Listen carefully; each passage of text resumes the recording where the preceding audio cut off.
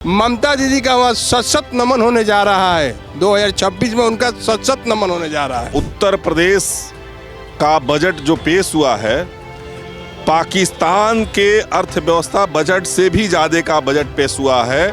यानी एक छोटा अपना प्रदेश जो है वो पाकिस्तान के बजट से भी ज़्यादा का है। योगी जी मोदी जी के सरकार में IAS PCS मुसलमान हुए, उतना कभी पहले कोई अधिकारी नहीं हुए। हमारे मुसलमान कौम IAS PCS बहुत हुए हैं। सैफई महोत्सव नहीं हो रहा है, गुंडागर्दी नहीं हो रही है, वो विकास उनका नहीं दिख रहा है, वो वाला विकास नहीं हुआ है। ये जनता के लिए विकास हुआ है। ये लखनऊ है साहब, और यहाँ की राजनीति का माहौल हमेशा गर्म ही रहता है। एक तरफ जो है उत्तर प्रदेश में बजट पेश किया गया, वहीं दूसरी तरफ बंगाल से लेकर उत्तर प्रदेश तक का जो राजनीति का माहौल है वो काफ़ी गर्म नज़र आ रहा है।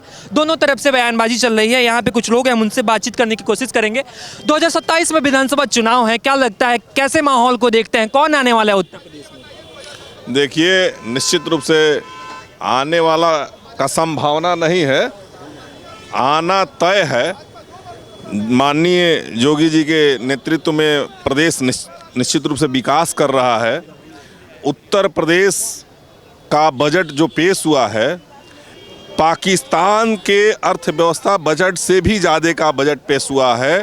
यानी एक छोटा अपना प्रदेश जो है वो पाकिस्तान के बजट से भी ज़्यादा का है। तो निश्चित रूप से हमारा प्रदेश विकास कर रहा है।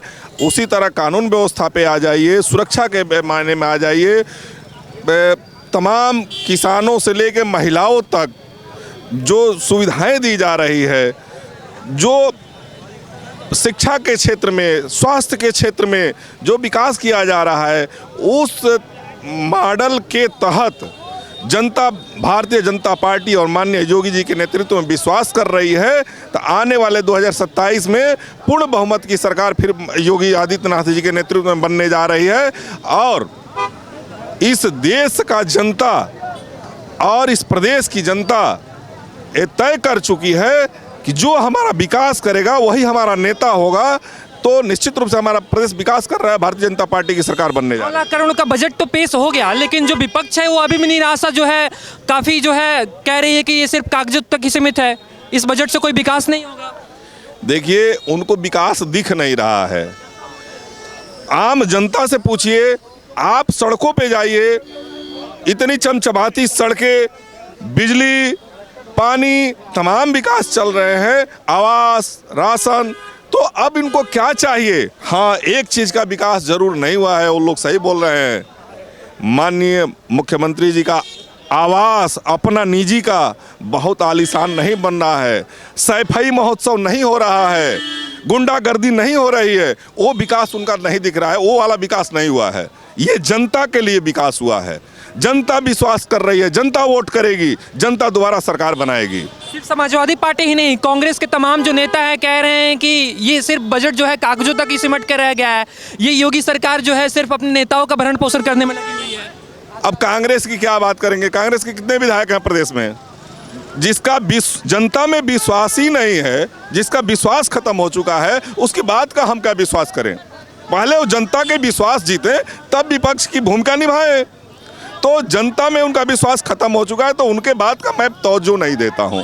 उत्तर प्रदेश में भी चुनाव है, बंगाल में भी चुनाव है, बयानबाजी जो है काफ़ी चल रही है। अभी वहाँ पे बाबरी मस्जिद का ढांचा जो है तैयार किया जा रहा है। तो क्या लगता है, अभी योगी आदित्यनाथ का भी स्टेटमेंट आया कि कयामत का वो दिन नहीं आने देंगे। देखिए, जिस दिन बाबरी मस्जिद की बात चली थी बंगाल पे, मैं भी ऐसा एक व्यक्ति हूँ कि मैं कहा था कि अगर बाबरी मस्जिद हिंदुस्तान में अगर दोबारा कोई निर्माण होती है तो और कोई जाए चाहे ना जाए, पहला ईंट उखाड़ने के लिए मैं जाऊंगा। इसलिए कि हिंदुस्तान ये सनातनियों का है, बाबर और आक्रांताओं का ये हिंदुस्तान नहीं है। अगर बाबरी मस्जिद तुमको बनाना है तो जाके अरबियों में बनाओ। यहाँ हिंदुस्तान में अगर बनेगा तो राम और कृष्ण का मंदिर बनेगा, गंगा जमुना तहजीब का सद्भाव रहेगा।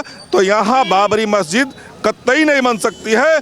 दोबारा ये अगर हिमाकत करेंगे बनाने को, तो जो यहाँ अमन चैन का सांस ले रहे हैं, जो पूरे विश्व के मुसलमान कर रहे हैं, कह रहे हैं कि अगर कोई मुसलमान सुरक्षित है हिंदुस्तान में तो इनको रहने और ठहरने की जगह नहीं मिलेगी हिंदुस्तान में। इसलिए बाबरी का नाम छोड़ दे, हरे झंडे का नाम छोड़ दे। मैं एक वीडियो देख रहा था जिसमें ये चैलेंज किया जा रहा कहा जा रहा था कि 25 करोड़ मुसलमान ये हिंदुस्तान में इकट्ठा हो जाए तो पाकिस्तान बना देंगे। मैं कह रहा हूँ कि जिस दिन तुम पाकिस्तान बनाने की सोचोगे तुम्हारा नामो निशान मिटा देंगे ये हिंदुस्तान के सनातनी लोग।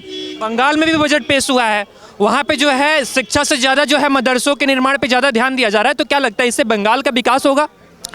देखिए, जहाँ मजहब को देख के बजट पेश किया जाए, जहाँ मजहब को देख के विकास किया जाए, जहाँ जाति को देख के काम किया जाए, जहाँ धर्म को देख के काम किया जाए, उसका कभी विकास नहीं हो सकता। वो वोट की राजनीति हो सकती है। निश्चित रूप से वोट की राजनीति बहुत ज़्यादा दिन तक टिकाऊ नहीं होती है। आप पिछले सरकारों को देख लीजिए, जिन्होंने जातिवाद और वोट की राजनीति की है, आज वो खत्म हो गए, कहीं उसका नामो निशान नहीं है। इसी तरह आने वाले 27 में सपा का भी नामो निशान खत्म हो जाएगा। इसलिए कि ये भी जातिवाद की राजनीति के हैं। यादव PCS, यादव EPP भर्ती, तमाम तरह के इनको जातिवाद से इनका जोड़कर सारा सरकार जातिवाद और गुंडागर्दी पे चली है। तो गुंडागर्दी और जातिवाद इस देश और प्रदेश में नहीं चलेगा। यहाँ सबका साथ, सबका विकास, सबका विश्वास चलेगा। समाजवादी पार्टी के समर्थक कह रहे हैं कि योगी राज में तो रोजगार ही नहीं है। अखिलेश यादव थे तो वो युवाओं को रोजगार देते थे, तो कितनी सच्चाई आपको लगता है इस तरह के जो है आरोप जब विपक्ष लगाता है? एक बहुत प्रामाणिक चीज आपको बता रहा हूं, मैं मानता हूं, उनकी बात मान लेता हूं कि सत्य योगी जी के राज्य में रोजगार नहीं है। भैया, बेरोजगारी भत्ता किस सरकार में दी जा रही थी? जब बेरोजगारी थी नहीं तो तुम बेरोजगारी भत्ता क्यों दे रहे थे? कम से कम यह सरकार बेरोजगारी भत्ता नहीं दे रही है, स्वरोजगार को बढ़ावा दे रही है। यहाँ के जनता केवल सरकारी नौकरी को रोजगार समझता है, लेकिन मैं नहीं समझता हूँ। मैं ये युवाओं से कहता भी हूँ कि सरकारी नौकरी रोजगार नहीं होती है। स्वरोजगार, अपना बिजनेस भी रोजगार होता है, और उससे आज़ादी और उससे ज़्यादा धन कमाने का कोई रास्ता नहीं होता है। सरकारी नौकरी या किसी प्राइवेट नौकरी में बंध जाते हैं, आपका लिमिट फिक्स हो जाता है, लेकिन स्वरोजगार में, आपके अपने रोजगार में कोई लिमिट फिक्स नहीं होती है। आप धरातल से उठकर आसमान तक जा सकते हैं अपने रोजगार में। तो रोजगार की कमी नहीं है, रोजगार करने वालों की कमी है। इस सरकार में रोजगार ही तो मिला है, विकास ही तो मिला है, सुशासन ही तो मिला है। इसीलिए ये सरकार दोबारा बनी और तीसरी बार का नंबर है। क्या लगता है जब उत्तर प्रदेश में ये प्रश्न उठेगा कि जनता की पहली पसंद कौन है, अखिलेश यादव हैं कि योगी आदित्यनाथ? मैं अपना नाम बताऊंगा, जावेद कमर खां, बागी बलिया, उत्तर प्रदेश का रहने वाला हूं। अगर पूरे उत्तर प्रदेश में पूछा जाए, अगर पूरे हिंदुस्तान में पूछा जाए, अगर विदेशों में पूछा जाए, तो भागवा लहर माननीय योगी जी का नाम लिया जाएगा। भागवा लहर माननीय योगी जी का नाम। योगी आदित्यनाथ थे क्यों? और भी तो लोकप्रिय चेहरे हैं, मायावती जी हैं, अखिलेश यादव हैं। ये सब को जनता नकार चुकी है, चाहे मायावती जी हो, चाहे अखिलेश यादव हो, चाहे कांग्रेस हो, इनको जनता नकार चुकी है। इनके कामों को विश्वास जनता देख चुकी है। माननीय योगी जी, माननीय मोदी जी की सरकार में सबका साथ, सबका विकास। मैं एक मुसलमान हूँ, मैं सबको देते हैं, ये नहीं कि एक हाथ में। मान लीजिए प्रधानमंत्री ने कहा एक हाथ में कुरान, एक हाथ में लैपटॉप, उन्होंने पूरा वादा किया। आयुष्मान कार्ड हो, आवास हो, राशन हो, कोई भी हो, विकास माननीय मोदी जी और योगी जी की सरकार में मिल रहा है।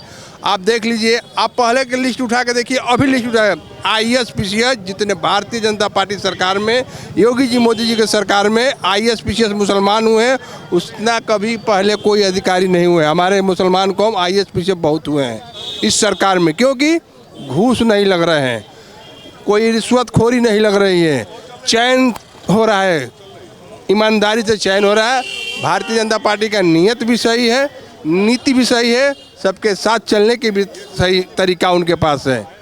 अच्छा, पश्चिम बंगाल में जो है बाबरी मस्जिद का ढांचा बनाया जा रहा है, कैसे देखते हैं? बाबर एक आतंकवादी था, मैं उसको आतंकवादी मानूंगा। बाबर नाम से कोई मस्जिद यहाँ नहीं बनने दिया जाएगा। अगर हमारी सरकार बंगाल में, सरकार आ रही है 26 में, हमारा बंगाल होगा माननीय मोदी जी और माननीय अमित शाह के।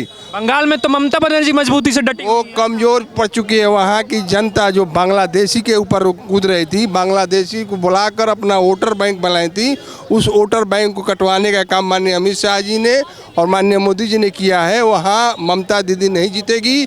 ममता दीदी का वहाँ सशक्त नमन होने जा रहा है, 2026 में उनका सशक्त नमन होने जा रहा है।